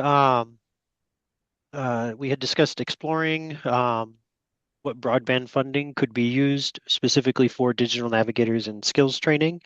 And we identified nonprofits that are currently doing digital navigator work, libraries, aging and disability resource centers as partners with that action. We also noted identifying and connecting with entities that are providing digital navigators or similar programs. So I think similar to the last point for room 1, developing the current resources that are out there, connecting with them, not reinventing the wheel, and identified AARP, workforce development boards, municipal economic development organizations around the state, the United Ways, and the Public Service Commission specifically as partners there.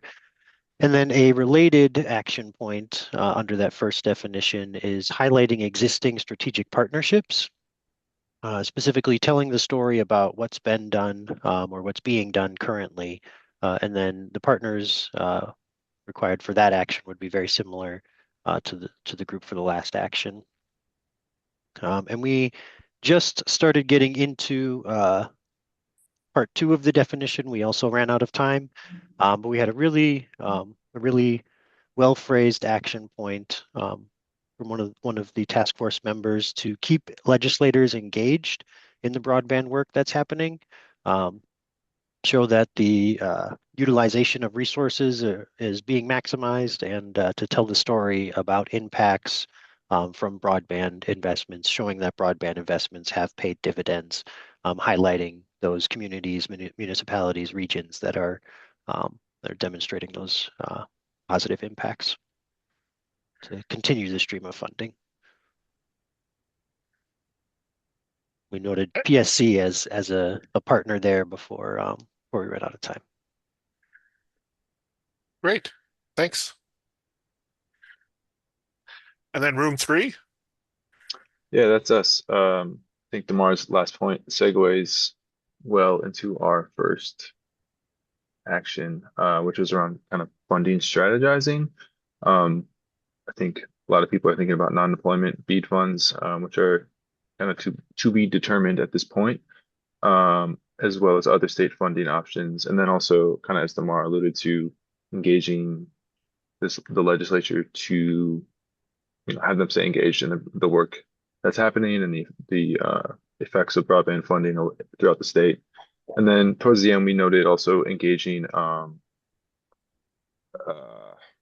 broadband service providers as a way to, kind of get them engaged in funding strategizing to encourage adoption and uptake of the services. Next, we talked about just continuing or kind of looking at best practices for adoption efforts based on community needs. I guess this one is kind of well known, but tapping libraries and trusted community organizations to keep doing that work. And then the last one we came up with was not just promoting and messaging existing resources, but finding the most effective ways and best practices for doing that, for sharing the many proven good digital training and upskilling tools that are available. And we kind of just discussed some of those that are out there now and ways to kind of get more people connected to those. Thanks. And then room 4, if you could tell us what you came up with too. So my group found pinpointing action specifically for quote unquote quick wins to be slightly difficult, but what we did come up with was, so for empowering residents, we came up with the action of ensuring every library space has staff for digital skills classes and one-on-one support. And the partners for this action include libraries or community spaces, UW Extension, high school, ADRCs, and internet providers. And then actions we came up with for ensuring affordability was community healthcare workers being cross-trained as digital navigators with an understanding of affordability programs. And then the partners would be community healthcare centers and hospitals and the workers themselves. And then somebody mentioned FQHC network being a good resource. And then we also started to talk about the action of putting requirements on providers when they're awarded grants. We also ran out of time, so did not get to the portion of talking about specific partners for this action. So if, like Christina said with her group, for my group, if anybody wants to hop on and mention those specific partners, please do.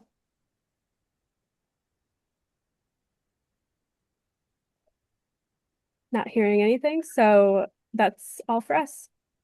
Great, thanks.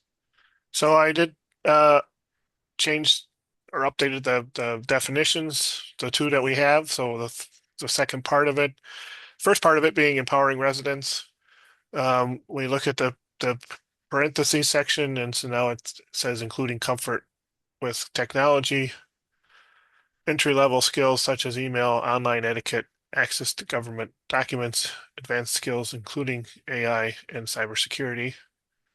And then for the second part of that definition,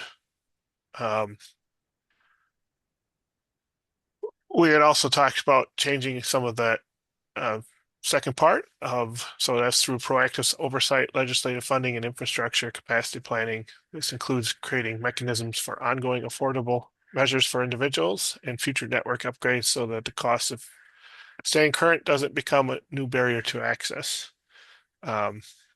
Just to quickly, does that seem like it may have incorporated those ideas that were expressed earlier before we went into the breakout sessions?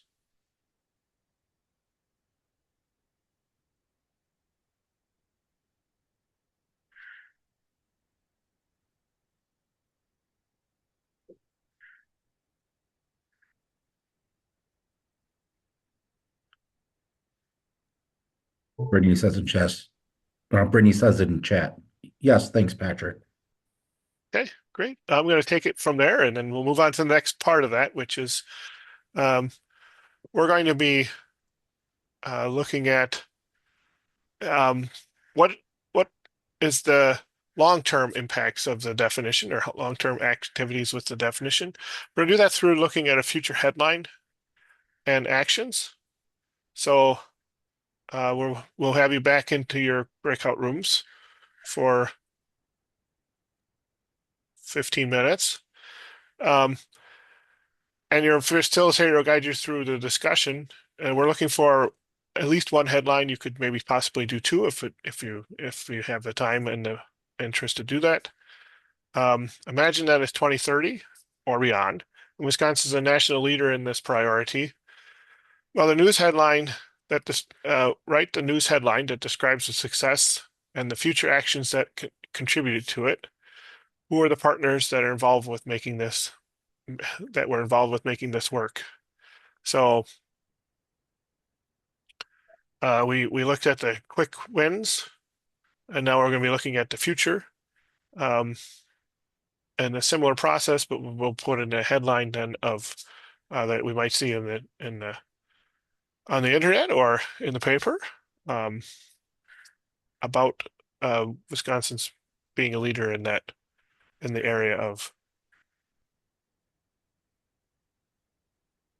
that we've been talking about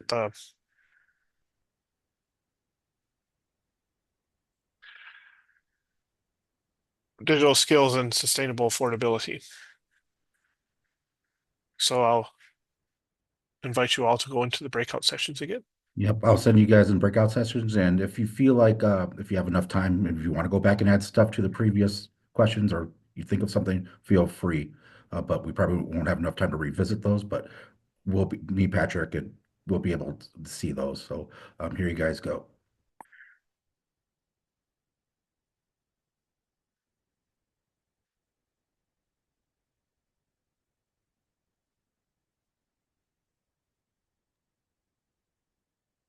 But yeah, Patrick, this should be it, and then for discussion, this topic, and then we'll get into the next part on infrastructure next meeting. Yep. We'll start those definitions. Like I said, I always like to add on there if time allows. 2 hours may seem like a lot, but again, with presentations and especially good ones and questions, good conversations, it's always can't always keep up with the plan time, but And I think we did some more wordsmithing with the definition than we originally planned, but yeah, I think it reflects what the group wants. yep. Future So it's probably better that we did that. future-proofing infrastructure and oversight will be where we go next meeting, but at least we have this wrapped up where we won't need to revisit the beginning of next meeting. So Right.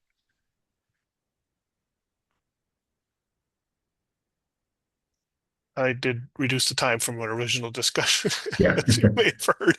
When I did that. and I gave them the whole 15 minutes. I thought about giving them 12 to 13 to 14. I was like, all right, this will be it. We won't go into another discussion, so this will be it. And they may not have again on the report out, might not go through it all, but just highlight a couple things. Yeah, we'll just when we do the highlights, we'll just take one headline. Yep. And I see room 2 is going. So if you want to go to room 2, I see Rachel's talking in there. No, doesn't look like we have any Room 4, looks like Brittany and Chris are conversing with each other in room 4. So in room 3, we do have a headline. The new competitive advantage, Wisconsin's AI upskilling and sustainable cost strategy.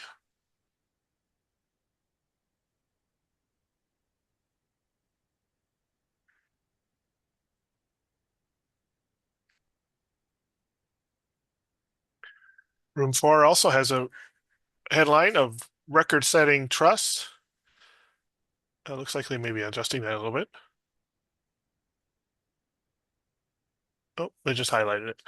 Record-setting trust, a statewide multi-organizational alliance partnered to bridge the last mile of the digital skills gap.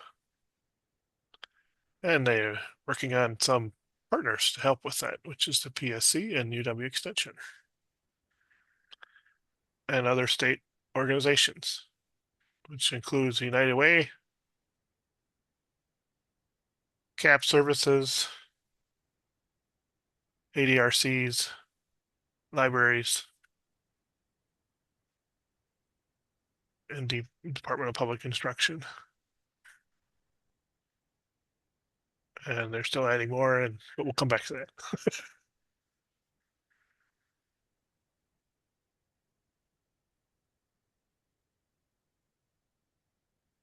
So room 3 has has 2 other headlines. Wisconsin unveils nation's first AI affordability blueprint for inclusive growth, and public-private partnership makes Wisconsin's national template for AI skills and cost resilience.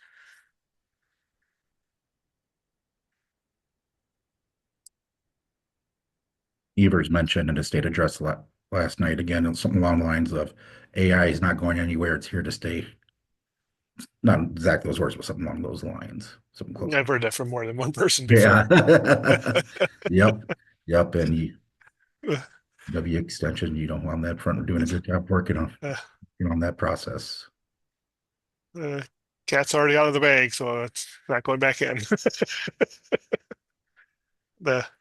So in room 2, they have the record-setting adoption. Wisconsin's partnership with provides to make a digital world affordable for every household. One of the future actions is all BEAD projects completed and completed successfully.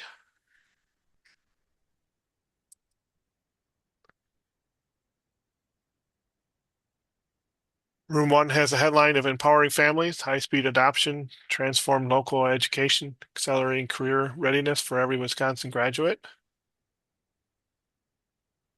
And they're working on another headline.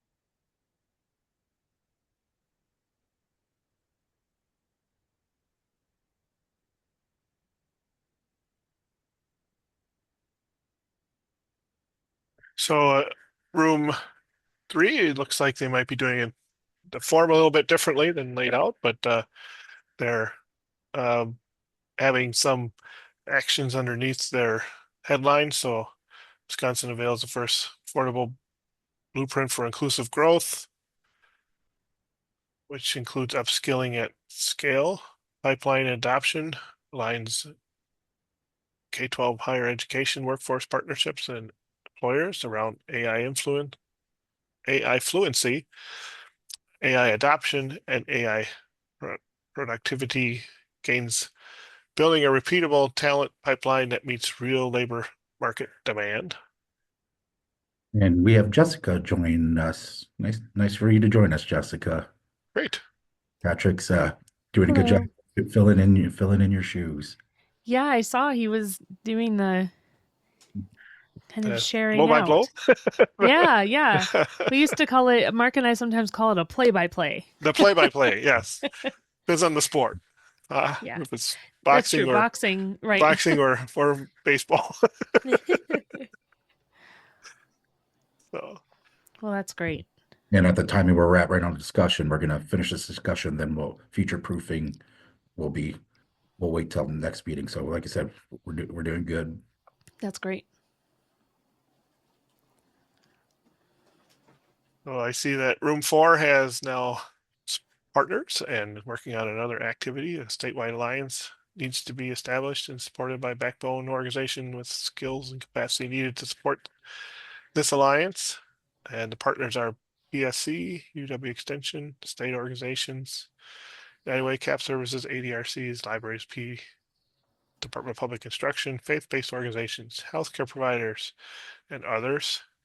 And their other action is mapping of digital skills programs across Wisconsin, an assessment of any gaps in services needed to be ID'd so the Alliance can close those gaps. And this needs to be funded. And that would be, the partners would be specific entities from those listed above that should be put in charge.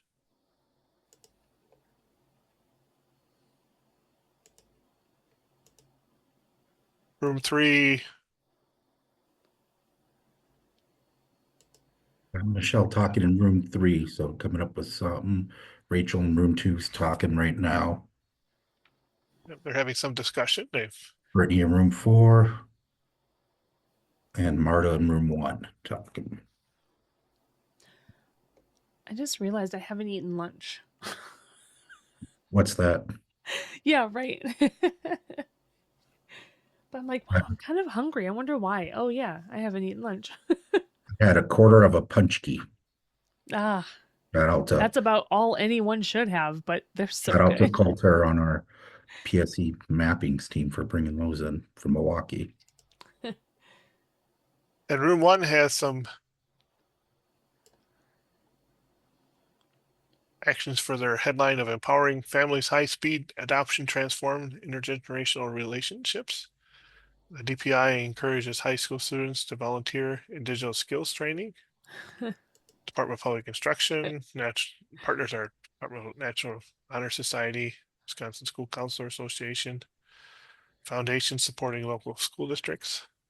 They also have some other actions of youth senior interacting with digital skills training.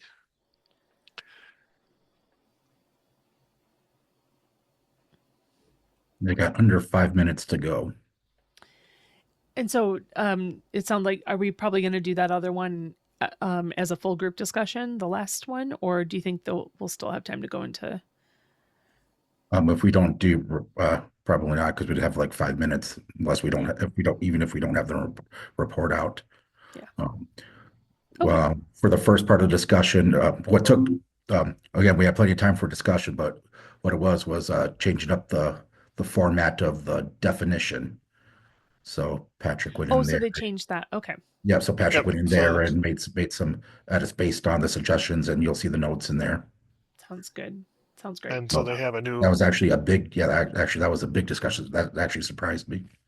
They haven't. There's a new green box with the great approved definition, or that's approved good. draft definition. I'm glad. I'm glad, because I'm only forming this based on 2 and 3 word kind of phrases that that they supplied. So it's really, I'm glad when they spend some time on that. Yeah, but as I mentioned earlier, these definitions are formed, based on their discussion and their suggestions. We're just trying to put it together and wordsmith it. Right. So I'll jump into room 1 and go down to the bottom, and that I can help take notes then for the last brainstorm. Does that sound good? Sounds good. So we can at least spend a few minutes. Perfect. Yep. We can skip the report out. Because you've been reporting out. Yep. So, and you'll have five, maybe even a little more time than that. That's perfect. I think I like that. Yeah. That's why we have backup plans. Yeah. And does it look like they're starting to slow down? It does. It does. So maybe I should broadcast in there. If you don't need the next 2.5 minutes, feel free to come out. Yeah.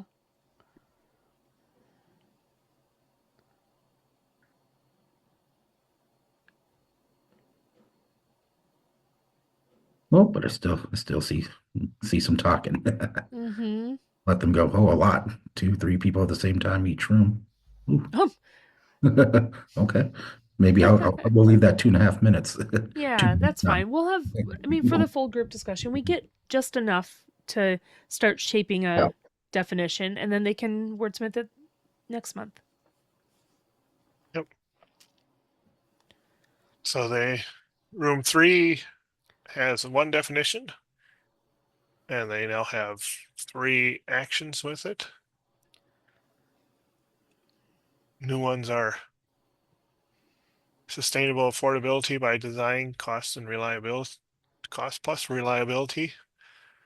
Couples digital and AI fluency growth with strategies that keep energy reliable, cost predictable, infrastructure future ready, and protecting households and improving states' long-term competitiveness, and a replicable public-private operating model template and accountability. And it creates a statewide playbook that with shared outcomes, measurable targets, coordinated investments positions Wisconsin as a national model for digital AI fluency, growth, and cost resilience. Wow. And they've been working on the partners now for those different activities. Great. And continue to work on the partners for those activities.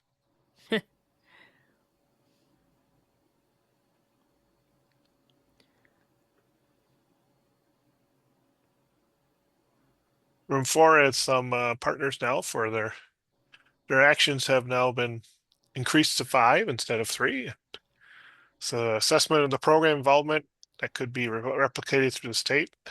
It's a function of Good Alliance, steering organization or consult, which partner with a steering organization or consultant. And then they have offered incentives for people to take digital skills classes, utilize digital learning opportunities. Alliance made up of organizations, each organization having digital navigators. All digital navigators. I don't know That why happens it to me does that. randomly during, It yeah. just started doing that this week. They all should be coming back now. Oh, there's Christina. Room 1 facilitator. I saw the countdown and I thought, oh, I have to leave now, but we had an extra 30 seconds.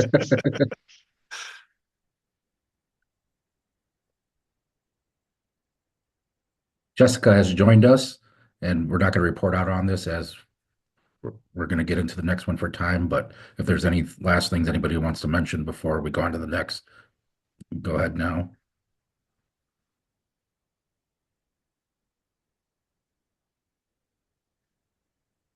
Nope. All right, take it away, Patrick, on the next item. Yeah, Patrick, if you Sure. want to share your, if you want to, yeah, there you go. Never mind. Sorry. I'm hoping this. Oh, it did. I have to sign back in. I don't. So several of us have been having some trouble with if you today. want I to can take it over, share. Jessica, maybe Yeah, you if you can want to share. stop go. sharing, I can share. May need to give you permission, Jessica. So I think I'm okay. Yeah. Well, look at that, remembers you. Yeah. Cool. Great. Mine decided I was done, I guess. Here we go. I think we're here, and I'll just share it like this just to keep it simple. Do you want me to? I'll turn it over to you, Jessica, and okay. you can. I'm trying to log back into my computer. Okay, I will share then. Okay, so we're going to pivot to the next theme. We have a few minutes left.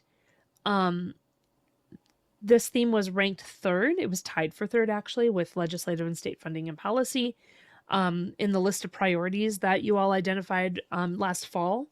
So future-proofing infrastructure and oversight. This theme is all about ensuring the physical network is future-proof and that state dollars are spent effectively and transparently.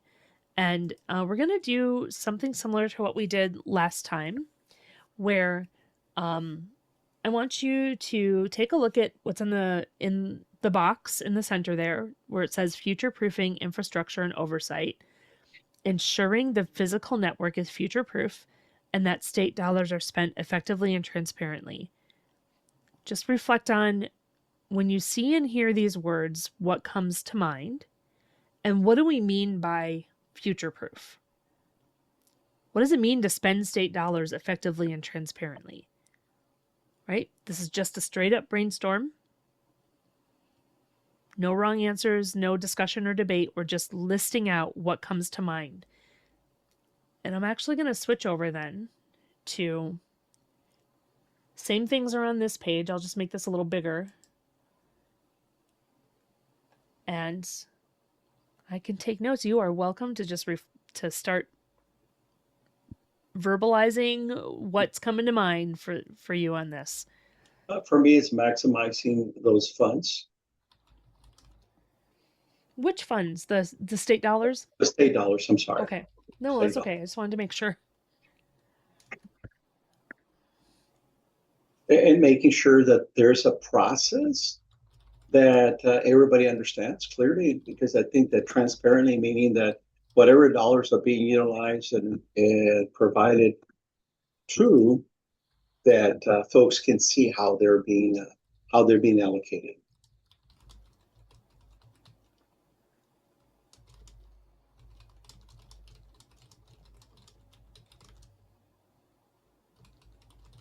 I hope I captured that okay. You can let me know if I need to change something. Oh, sure. The other one for me would be is reporting out. Yeah, as you're making progress, it's being able to report out to those folks who gave you the funds, right?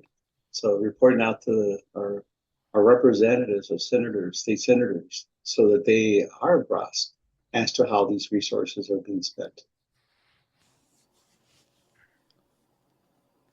That's great. Thank you.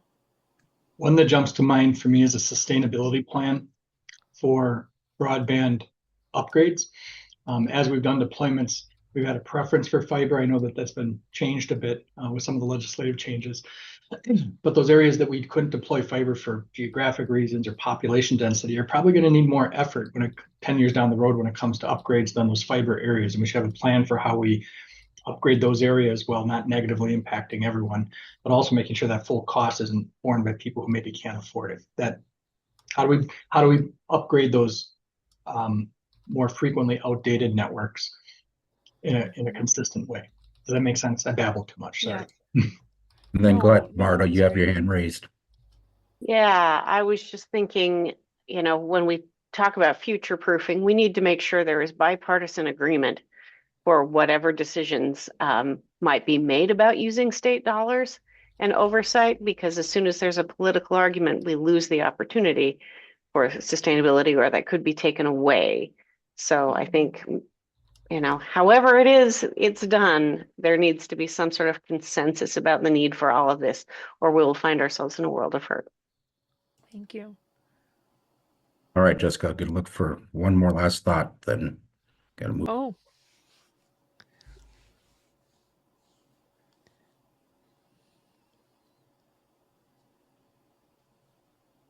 Other comments? This is a big one, right? I mean, they're all a big one. They're all big priorities. And like I said before, we'll revisit the next meeting. This will start our discussion. Yes.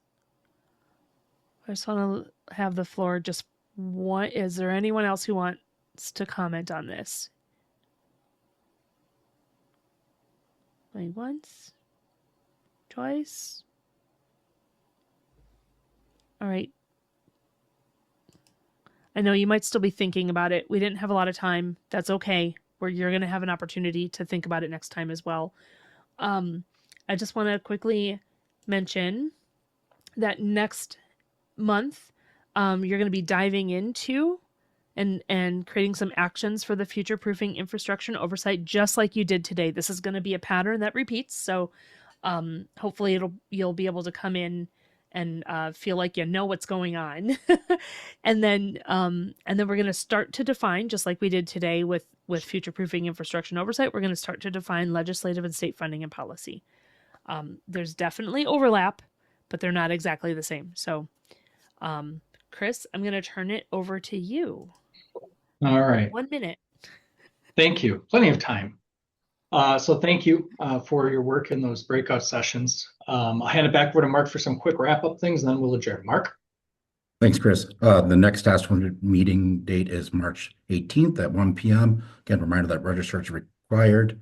Stay tuned for an agenda. I'll hand it back to you, Chris, for adjournment. All right, we made it. It's 2:59 on my clock, so we'll consider this meeting adjourned. Thank you for your time today. We certainly appreciate it.